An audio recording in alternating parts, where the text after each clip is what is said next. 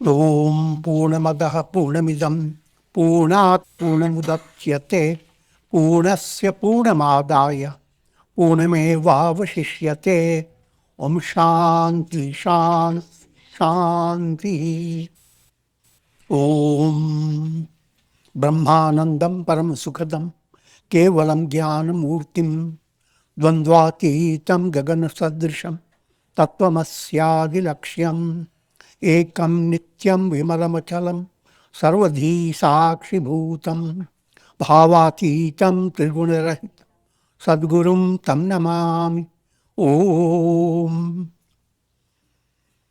Adorations to Sadguru, who is Brahman, the giver of supreme bliss, embodiment of pure consciousness, one without a second, vast as the ether, infinite, eternal, beyond the three gunas and their modifications, the supreme preceptor.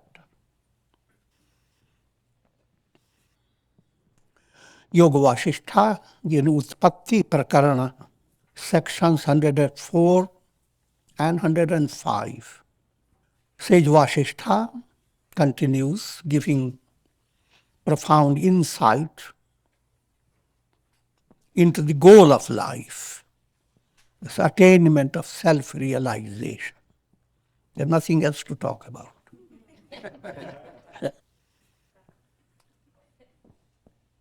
O Rama, this illusion of the world process exists in the Chitta.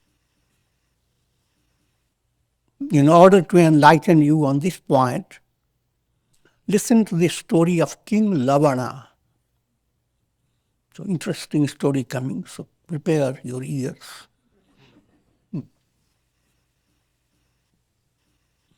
And the highlight of this story is the illusion of the world process exists in the Chitta. Chitta is called mind stuff. And mind stuff has four aspects. Conscious mind that experiences your practical world, called manas. Next is called Buddhi. Buddhi that rationalizes, evaluates. When you experience so many things, all things are not recorded. The Buddhi decides what to record, what to let in your unconscious, what not to let in. So if your Buddhi is kid Buddhi, lets in all type of junk. If Buddhi is advanced, shuts out that which is of no use. Next, called Ahamkara, ego aspect in your mind that asserts this is me, this is mine. And in the unhealthy state of mind, ego dominates over your intellect. So intellect does not have its own choice. Intellect sees something in a scientific way. This is the right thing. Ego says, don't. Change your anger. That's not the right. Because if it is right, what's that to you? What helps you, what makes you comfortable, that's right for you. So ego gives a kind of, say for example, dramatize that. You come into a big hall. You are hearing so many sounds. And you simply don't care. Someone in the corner mentioned your name. Now, ego says to your intellect, go after that person.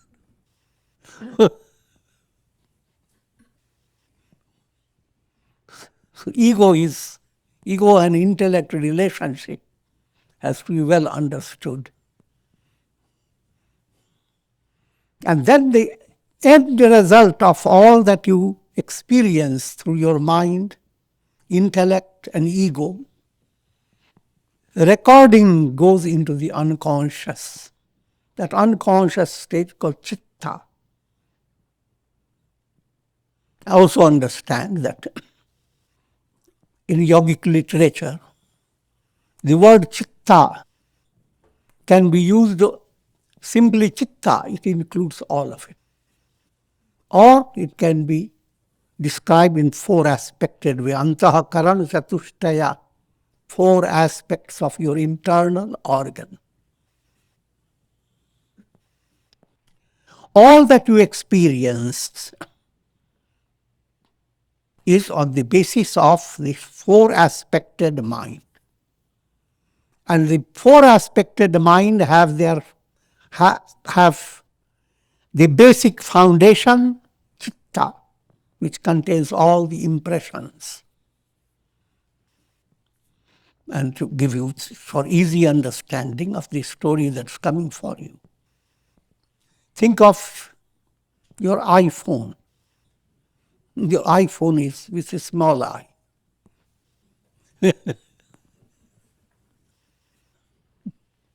How many things become important for you because of the iPhone?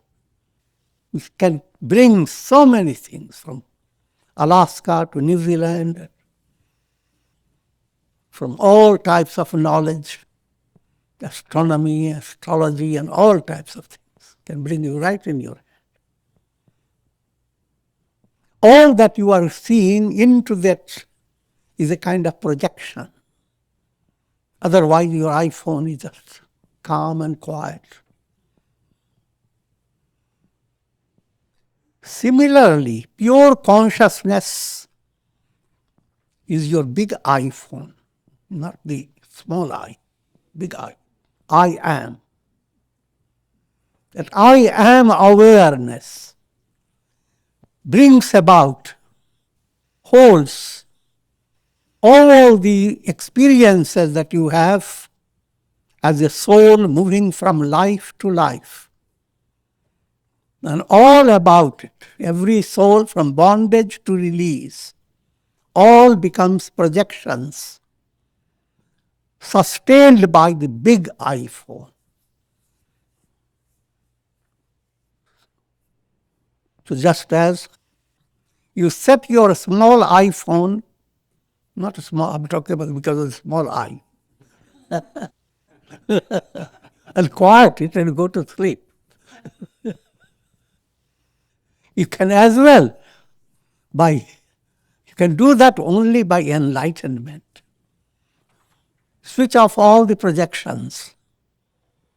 And that big iPhone I am is Satchidananda, absolute bliss and joy. It has all that you brought into it through projections, they were illusions. Maya. That's the theme behind it. And that's the simple but very difficult for human mind to grasp. You can grasp about the world, how things started. You read history, you can grasp it, 1,000 years ago, how people lived. But simple point that all that you are experiencing and reading is based upon your little brain in your skull. And all your experiences are different centers of your brain being touched. Someone is putting fingers, not your fingers.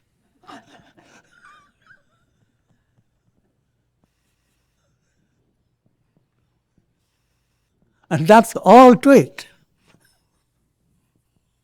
No matter how real the experience may look like. If this is not easy to understand, just think of your dream. Your dream, while dreaming, is as real as anything else. And in spite of the fact that all that you experience in your dream is so realistic, it has a past, it has present, it has future, and so many things. And yet, Not a needle point of the dream world has any reality. You wake up, the entire dream world had no reality.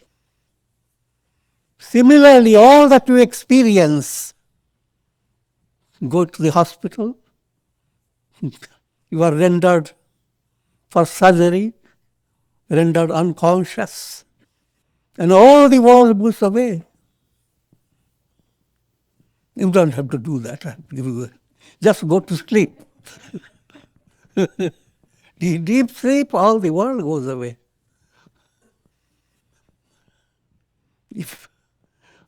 Now, do you have time to understand these? Or should you simply go on wondering, what happened? What is going to happen? So that you have to figure out. Yoga Vasistha gives you deep insight. Now follow the interesting story.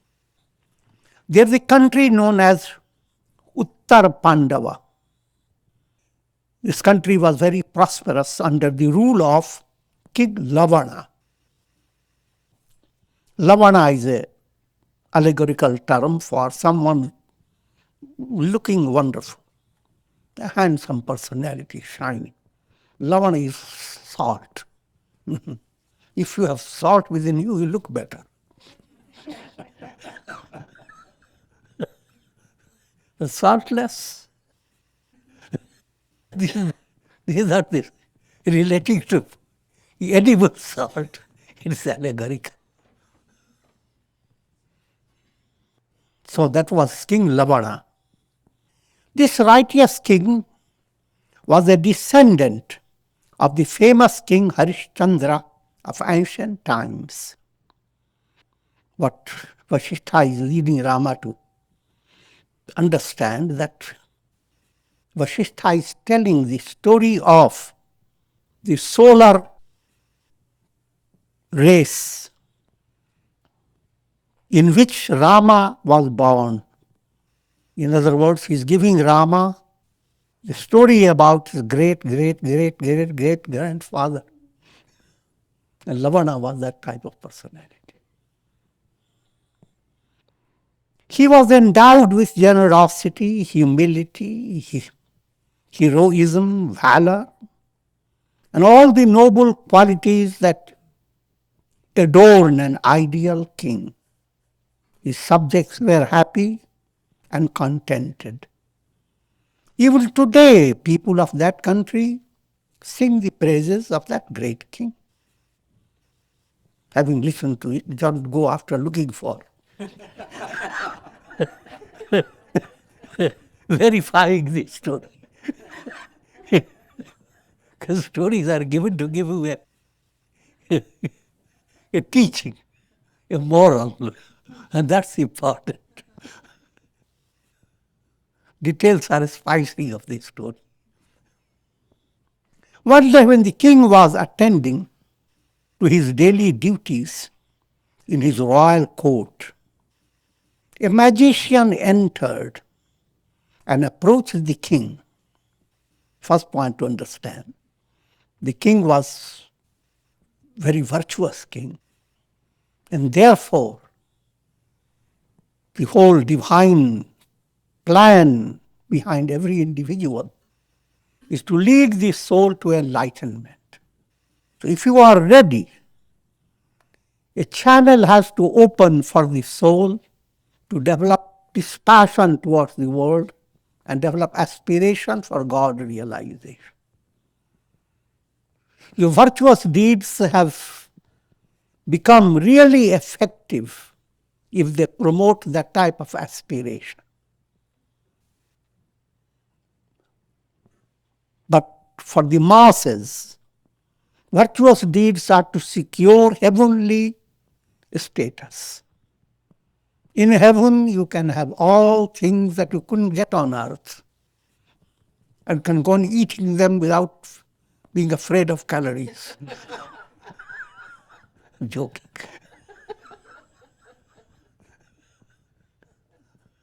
But when the merit gets exhausted, you will come back. So, If your virtues keep you in that state, that virtue is for kindergarten type, for children. Real virtue, if virtue has become really in a healthy way, it must now open the channel for you to not come back into the world. The virtuous qualities should shock your mind about the illusion of the world. Sarvam dukkam vivekina. The virtuous qualities should lead you to understand that your goal is not to stay in the world of time and space. If you come into the world, you will be facing the same process: childhood, growing up, aging, dying. And that should not be your goal. No matter what a may have a wonderful promise or prediction that your next birth you will be the most powerful personality. Everybody will obey your order. You come into a city, they all will get up.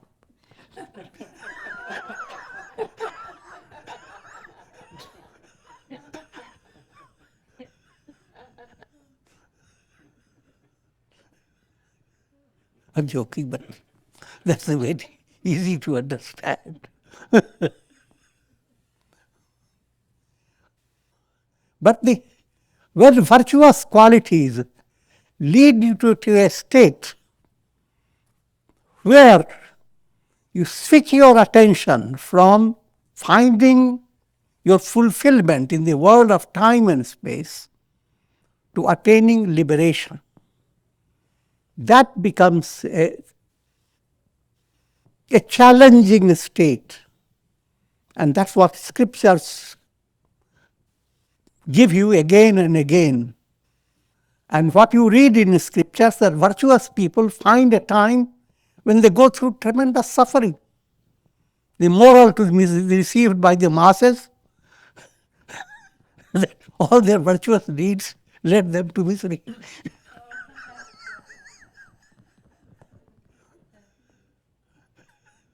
But that misery is not misery.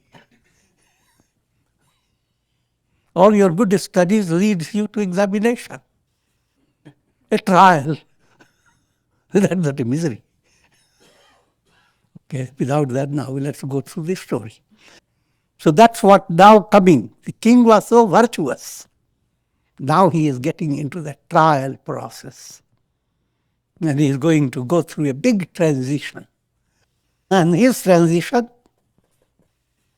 becomes now, yes, a delicious story for all of you. One day, when the king was attending to his daily duties in his royal court, a magician entered and approached the king.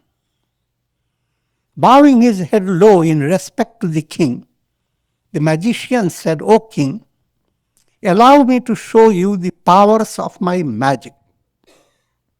Please enjoy this while seated on your throne." Thus saying, without receiving any approval, the magician waved his magic wand, peacock feathers. At this very moment, a beautiful horse was permitted in the royal court as a gift from a neighboring king. The messenger who brought the horse spoke highly of the qualities of the horse and requested the king to ride it. Lifting his head, the king gazed at the horse and for a while remained still like a painted picture. His eyes closed and he passed into a state of trance that lasted for over 2 hours. But it was those days of politics where people had to simply remain quiet.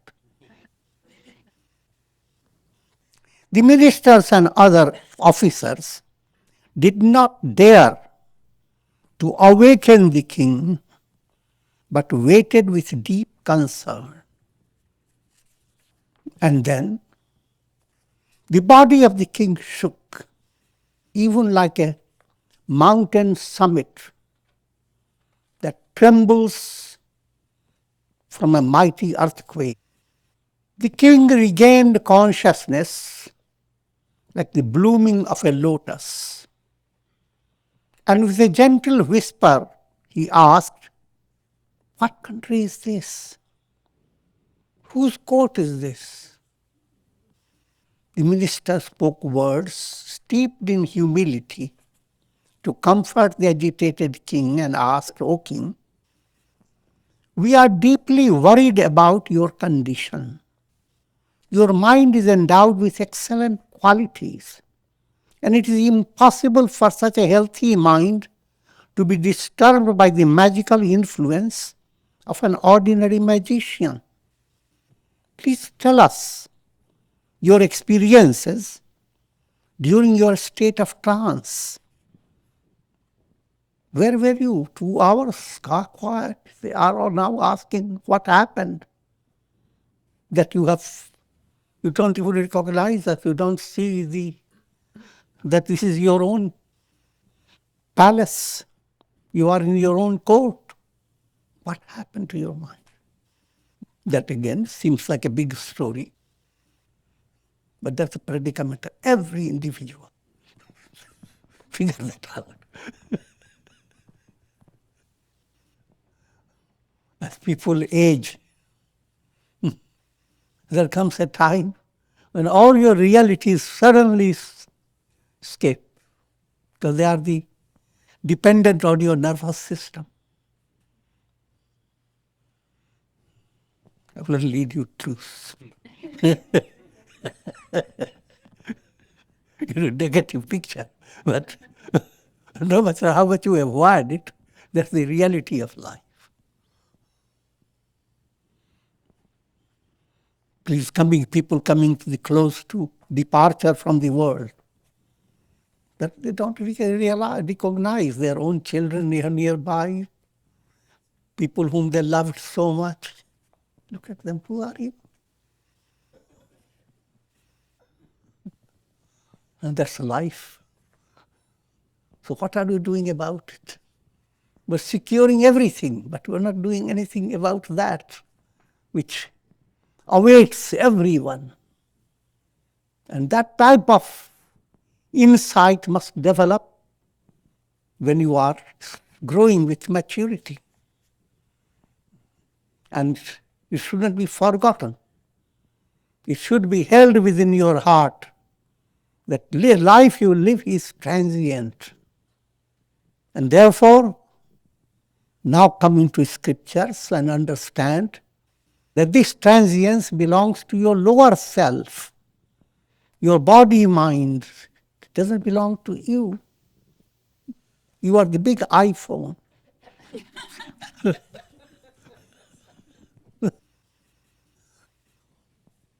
Allow to get that understanding, enter your personality through integral yoga in daily life. With patience, sustained effort, with perseverance, with devotion, then your life becomes life with purpose. And that's the message, that's the highlight message that this story is going to give to you.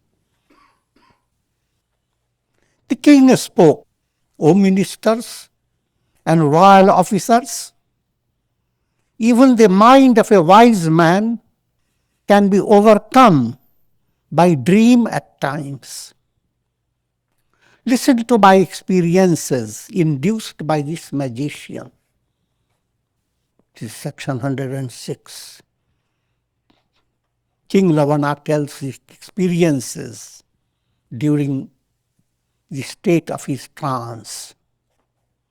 The king said, "O officers of the court, you saw how this magician, desirous of showing me the magical power, waved his wand of peacock feathers. You also saw how I was presented with a white horse. As I saw the horse, it seemed to me that I mounted and rode him out of the court." Others didn't see it, but the king, as he passed out from the normal consciousness into a state of trance, that was his experience, that he rode the horse and he got out of the assembly. I experienced all this within myself. The swift-footed horse carried me very far away. No one followed me. I was led to a vast forest, rather vast desert-like land that was devoid of trees or water. This waste land stretched before me like an unbounded ocean.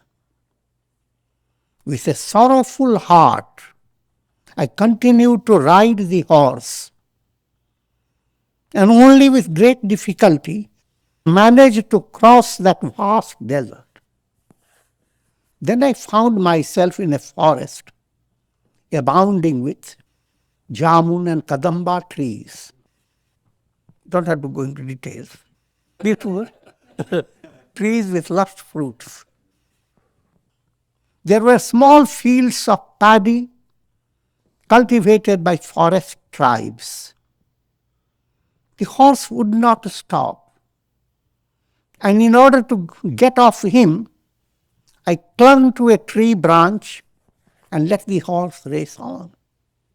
The horse wouldn't stop. So what he did, the big branch was coming down, and he just, like a monkey, must have learned from it, held on to the branch, and the horse went on.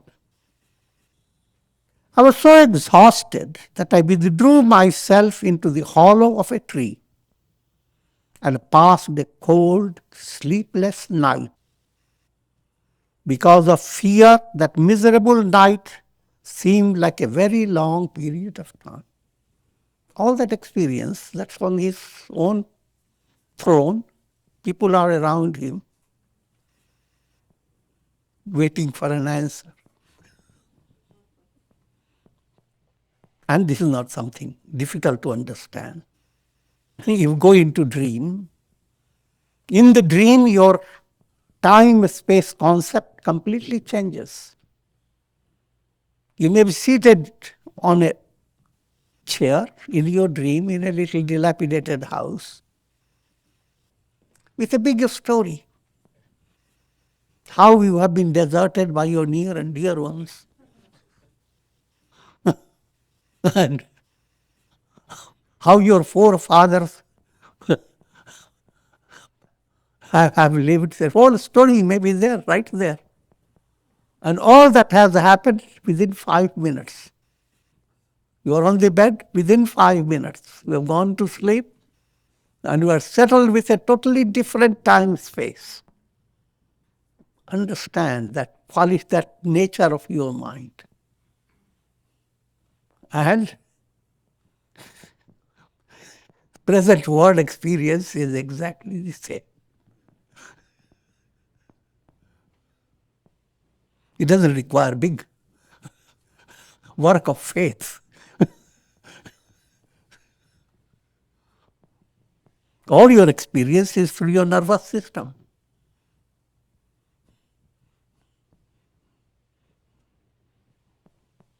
Those experiences, they are as brittle as your nervous system. But that shouldn't give you a sense of despair and emptiness.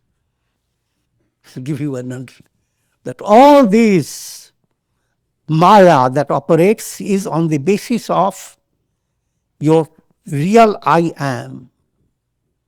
And that I am is never affected, no matter what dream, no matter what karmic process. That unalterable I am should become your focus, while living with this transient I am. And a transient I am that holds on to still little I phone, I tablet. Eventually, the sun gradually rose from the east, as if it were drunk with red wine. Sun came with a reddish hue, but since king was so in a shock, without food and drink, all this appeared like a big wine, called pathetic fallacy. You see in nature what is going on in your mind. You feel miserable, then you describe a cloud. Cloud was moving in a miserable way.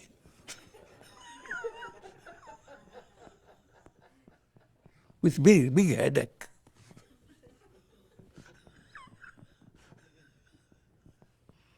I got up from my strange bed and looked around at the area around me. I was suffering from pangs of hunger. As the sun ascended in the sky and the glistening dewdrops began to dry up, I saw a maiden carrying a plate full of food on her head.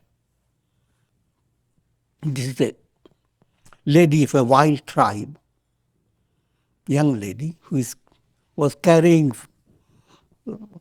food of the wild tribe, meat of monkey and birds, carrying in a plate. But to him she looked like Goddess Lakshmi, carrying a vessel of nectar.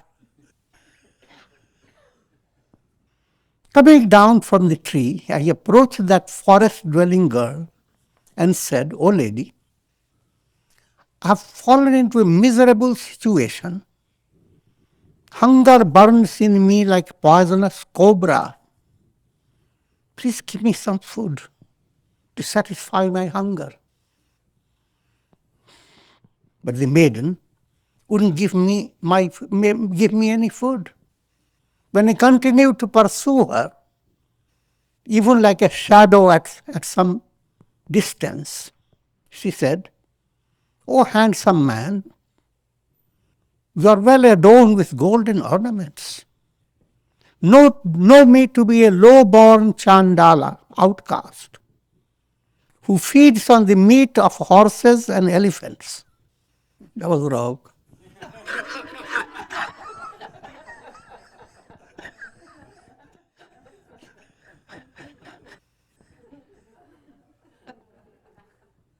You may receive food from me only on the condition that you marry me. Double benefits.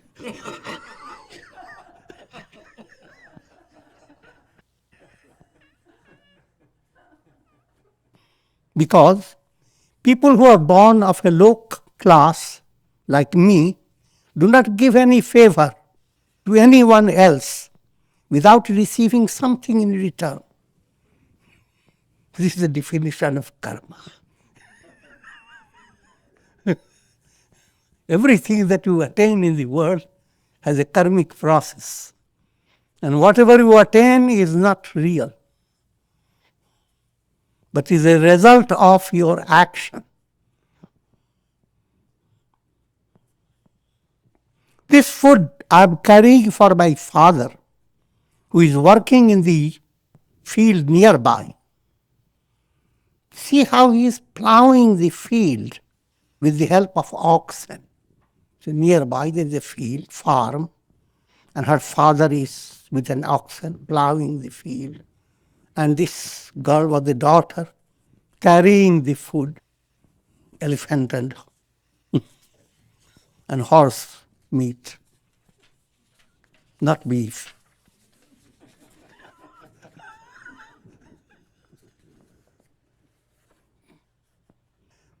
Having listened to her demands, I consented to marry her during adversity. Who cares for the rules of caste or moral laws upheld by society? Called apat dharma. In difficult times, you don't forget about all the rules. You have to save your life. When I convinced the lady of my sincerity, she gave me half of the food, consisting of cooked rice and wine and jamun fruits. He must have convinced her to give only vegetarian diet.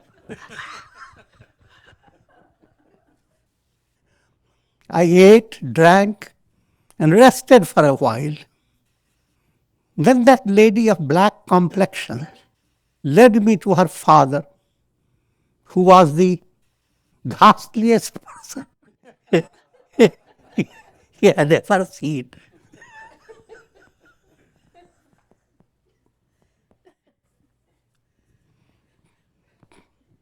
And this lady whispered into father's ears. His ears were very big and ugly.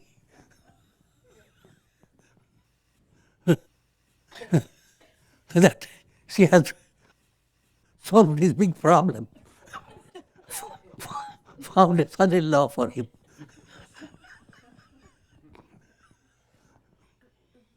Overjoyed with the prospect of marrying me, she whispered some honeyed words to her father, then asked permission from her father to marry me.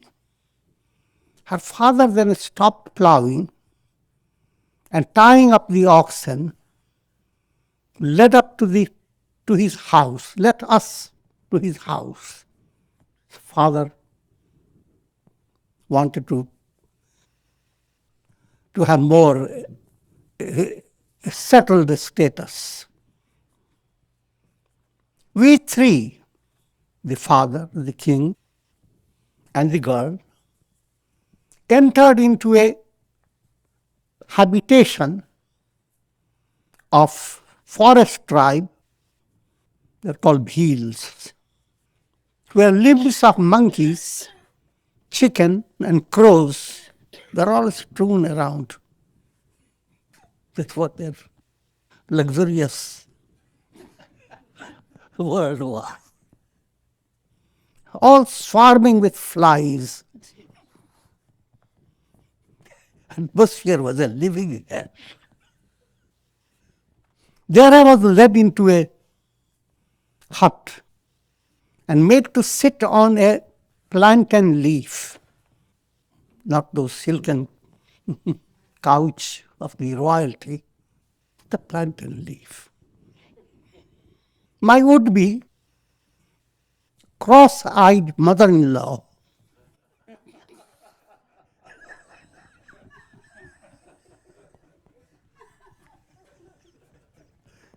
stared at me and finally approved of me, being her son-in-law. Then, just as one is forced to enjoy one's sinful karmas, so I was driven by my strange destiny to eat the disgusting dishes given to me. In the midst of sweet words, which were in fact the seeds of misery, I was married to the Chandala girl. The Chandalas, the outcasts, drank and danced. There was a great merriment. And the marriage ceremony was concluded in the midst of great jubilation. section 177 to 109. All this description of giving is very condensed. Fortunately, I'm not reading the whole Yoga Vasistha. It will take you 10 days just going through it. The king continued, after my marriage to the Chandala, I became a full-fledged Chandala. He forgot his identity. In the course of time, my wife gave birth to a female child. Even as adversity gives rise to evil actions. And the child rapidly grew up, just as worries grow in an unenlightened mind. In other words, this household life was not a joyous life. It's going hell after hell. 3 years later, she had a son. And as time passed, we had another girl and another boy. Just as an old turtle passes his time confined in a small lake, so I passed many years confined to the Chandala world. Although I grew old, my mind continued to be intent on maintaining my family and serving my children. So that's quite settled as a householder. Settled in a house. Meat of hogs, monkeys, and other wild animals constituted my food. While the scars on my face grew because of the mounting disharmony with the Chandala neighbors. It was not a peaceful atmosphere.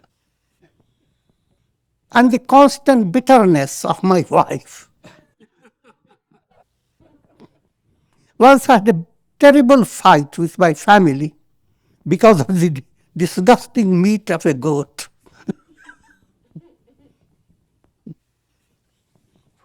One wanted the nose side, another wanted the head.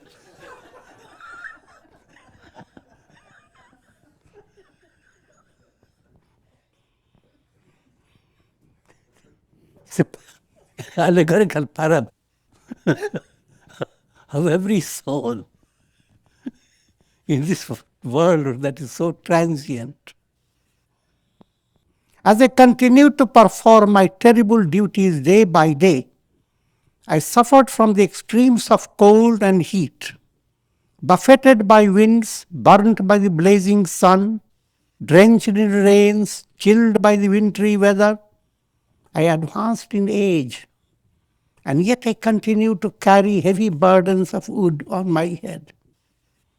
Roasted by the fires of misery, my body turned black and became a true relative of the Chandalas.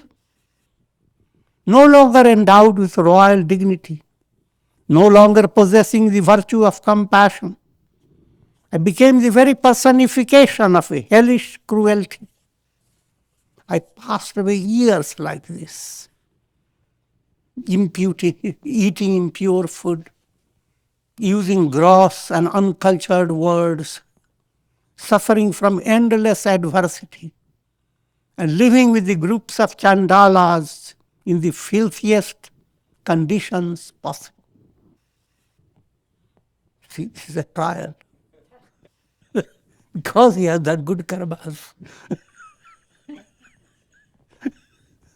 Instead of really going through all this came within 2 hours. As time passed, the Chandala habitation was plagued with a terrible famine.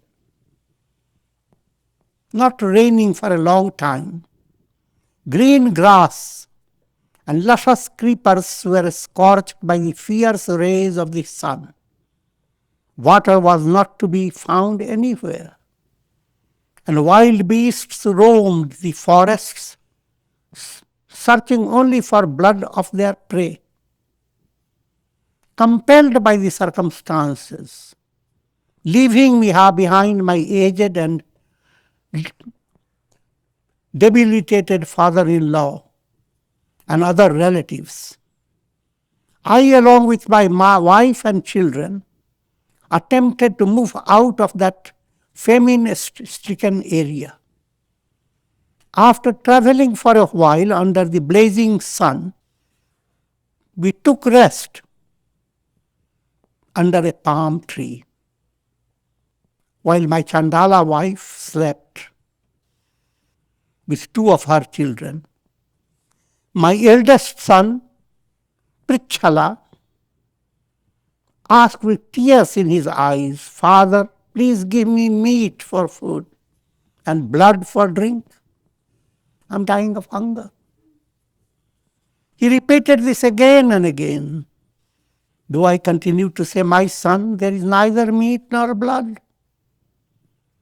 Seeing my son writhing in the pains of hunger, I said, "Oh son, will you eat the roasted meat of my body?" To this he immediately realized, yes.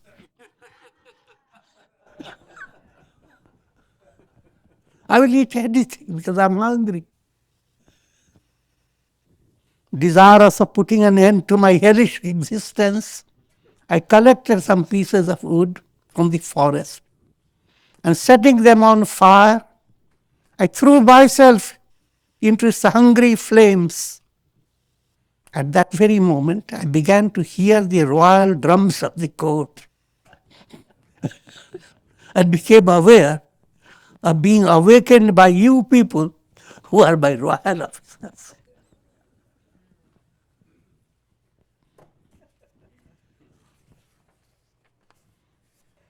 Sri Vasistha continued. After the king had completed his story, the ministers, with eyes of anger, turned towards the magician, but he had disappeared. That was a divine magic Maya. The king needed the insight into the illusory nature of the world so that his mind turns to moksha, liberation. And so that's what it says. His virtuous karmas led him to experience that. Seems like a pathetic, but it has a positive implication. O Rama, I was a royal priest of that great king. So Vasistha has been, he is from life to life. Vasistha has no death. Vasistha plays, again, this allegorical story. For Vasistha, who is enlightened, he can identify himself with anything. And so in this story, he is not speaking any lie. The one who is enlightened is anything of this world. He is any personality. All reflected suns. The sun can, any reflected sun, if any reflected sun realizes I am the sun, then it can also say I am all the reflections. But anyway, coming back to the storyline, this is the same line in which Rama was born, and Vasistha is telling the story of great-great-great-grandfather's story. And Vasistha was there. He was the royal priest. All this happened before my very eyes.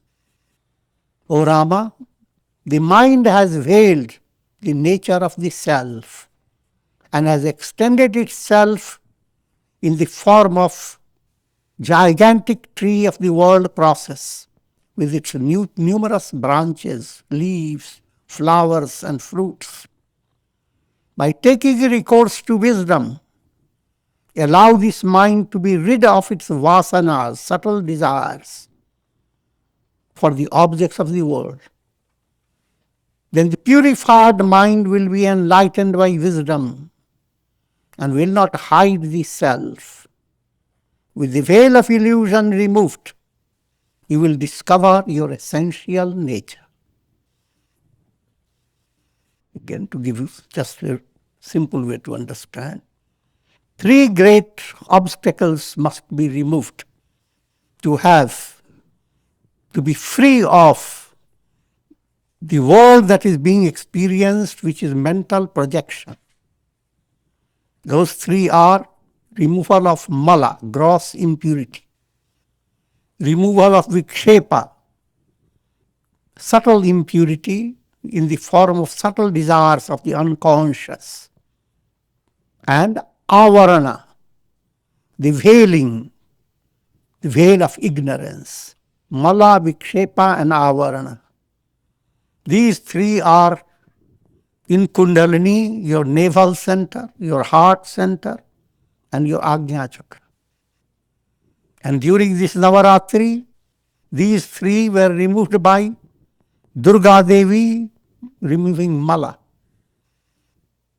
Lakshmi Devi removing vikshepa, and Saraswati Devi removing ignorance. Aim, Hreem, Kleem. This is Aim, this is Hreem, that the navel is clean.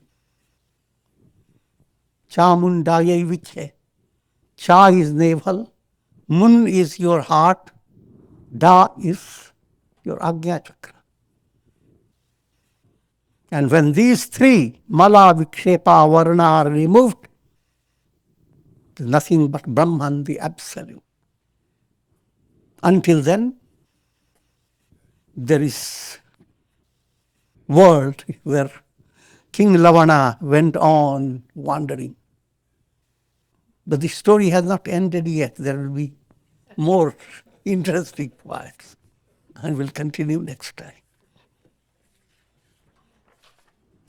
Om Purnamadaha Purnamidam Purnat Purnamudachyate Purnasya Purnamadaya Purnamevavashishyate.